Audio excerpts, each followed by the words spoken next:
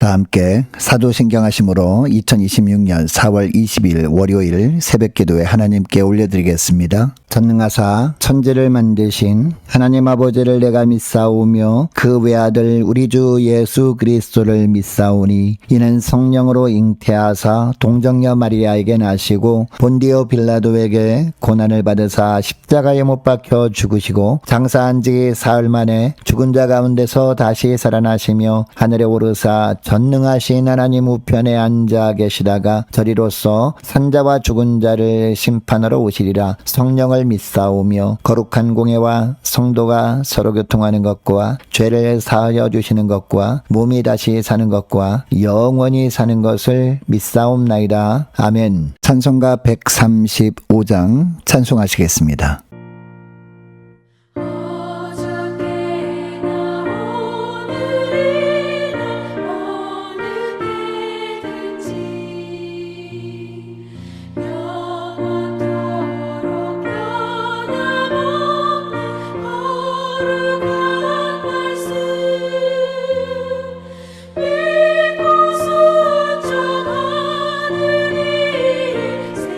생명 되시며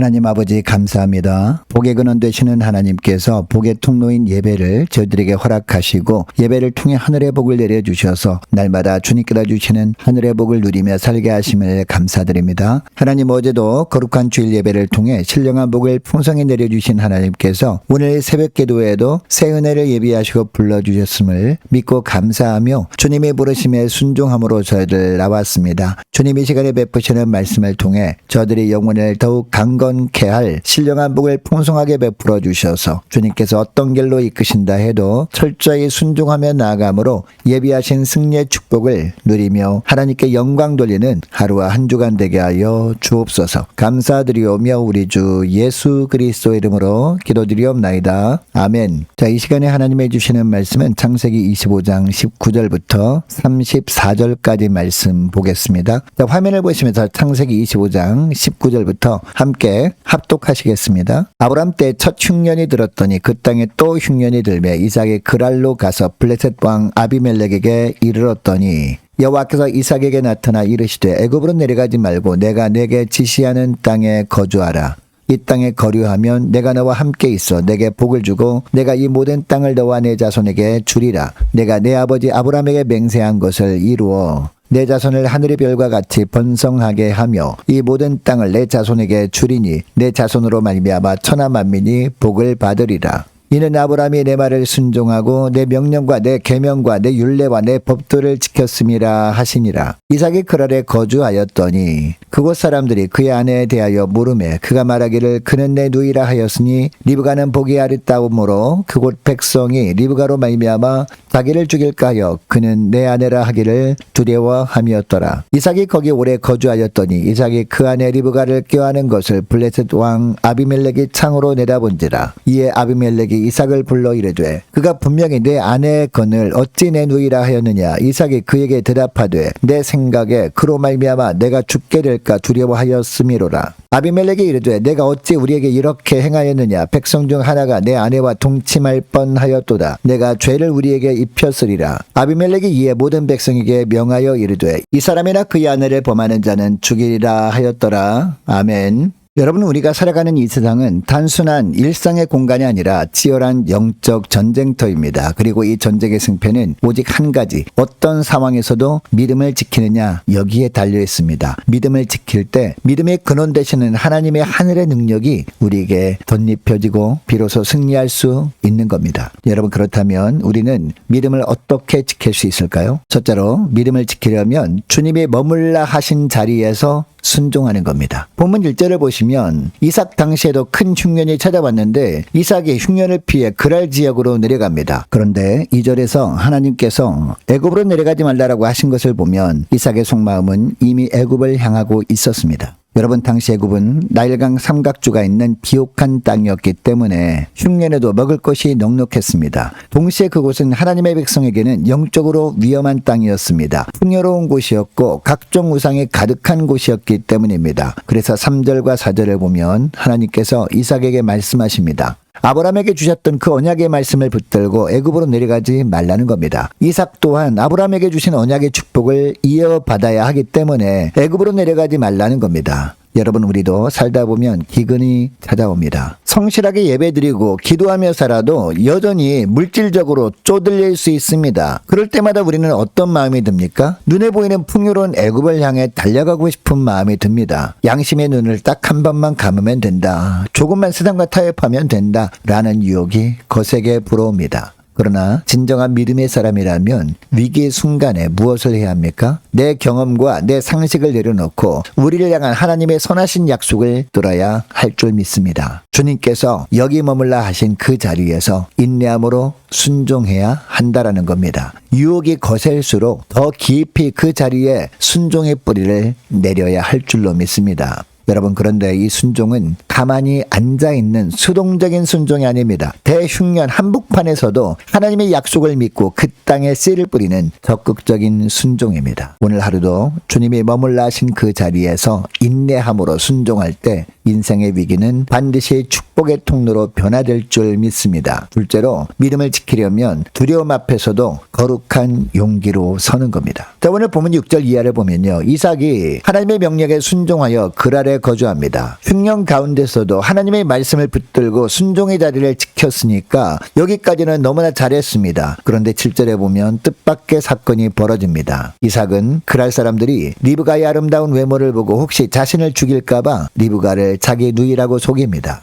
하나님의 큰 명령 앞에서 그랄 지역에 머무르는 결단까지는 했지만 당장 눈앞에 닥친 작은 두려움 앞에서는 무너지고 만 겁니다. 큰 결단은 했는데 작은 문제 앞에 주저앉아 버린 겁니다. 여러분, 인생은 타이밍이다 라는 말이 있는 것처럼 우리 믿음 생활에도 타이밍이 있습니다. 하나님의 말씀을 품고 앞으로 나아가야 할 타이밍이 있고 멈춰서야 할 타이밍이 있습니다. 그리고 내가 하나님의 자녀임을 당당히 드러내야 할 타이밍도 있습니다. 여러분이 타이밍을 놓치게 되면 우리는 반드시 후회하게 되어 있습니다. 왜 그렇습니까? 바로 그 타이밍을 놓치게 되면 결국 우리는 거짓말까지 동원하면서 상황을 모면하려고 하게 되고 어정쩡한 타협으로 위기를 넘기려 하게 되기 때문입니다. 그러나 그 순간 우리의 믿음은 이미 상처를 입고 맙니다. 여러분, 그렇다면 타이밍을 놓치지 않는 거룩한 용기는 어디서 나오는 걸까요? 우리가 처한 환경보다 우리를 향해 따가운 시선을 보내는 사람들보다 더 위대하신 하나님을 바라볼 때 나오는 겁니다. 우리가 두려워하는 그 대상보다 더 크신 분이 우리 곁에 계심을 믿는 순간 우리 자신도 놀랄만한 믿음의 용기가 가슴 깊은 곳에서 솟아나는 겁니다. 여러분, 직장에서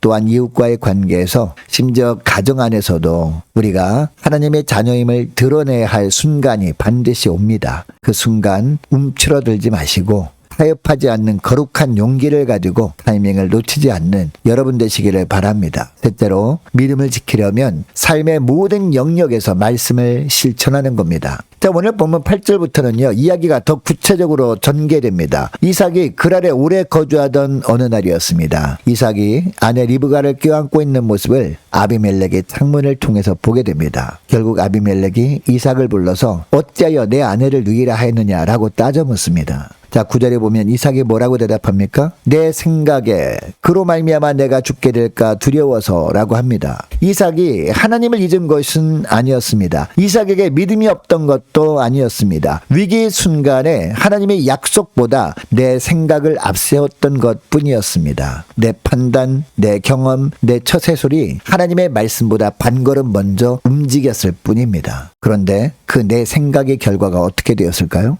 10절을 보면 이방인 왕 아비멜렉이 오히려 하나님의 사람 이삭을 책망합니다. 여러분, 아비멜렉이 뭐라고 합니까? 자신과 자신의 백성이 이삭의 거짓말 때문에 큰 죄를 지을 뻔했다라는 겁니다. 하나님의 백성이 세상 사람 앞에서 오히려 책망을 받는 낯뜨거운 상황이 벌어진 겁니다. 여러분, 이 장면이 우리에게 주는 교훈이 무엇입니까? 하나님의 자녀라고 하면서도 하나님을 의지하지 않고 내 생각대로 세상적인 처세술로 위기를 넘기려 하면 반드시 실패와 수치를 경험하게 된다라는 겁니다. 여러분, 우리의 신앙은 예배당 안에서의 거룩한 고백으로 끝나는 것이 아닙니다. 우리 신앙은 가정에서, 일터에서, 이웃과의 모든 관계 속에서 정직하고 진실한 행동으로 증명되어야 하는 겁니다. 세상 사람들은 우리의 입술이 아니라 우리의 삶을 통해서 우리가 믿는 하나님을 보기 때문입니다. 여러분, 그들은 우리 구호가 아니라 우리의 선택을 지켜보기 때문입니다. 그러므로 더 이상 교회당 안에서만 갇혀있는 신앙이 아니라 삶의 모든 영역에서 하나님의 통치를 드러내고 말씀을 구체적으로 실천해 나가는 믿음의 종들 되시기를 바랍니다. 말씀이 우리의 삶으로 흘러넘칠 때 비로소 우리의 믿음은 참되게 지켜지는 줄 믿으시기 바랍니다. 자, 오늘 말씀을 기억하고 이 시간에 함께 기도할 때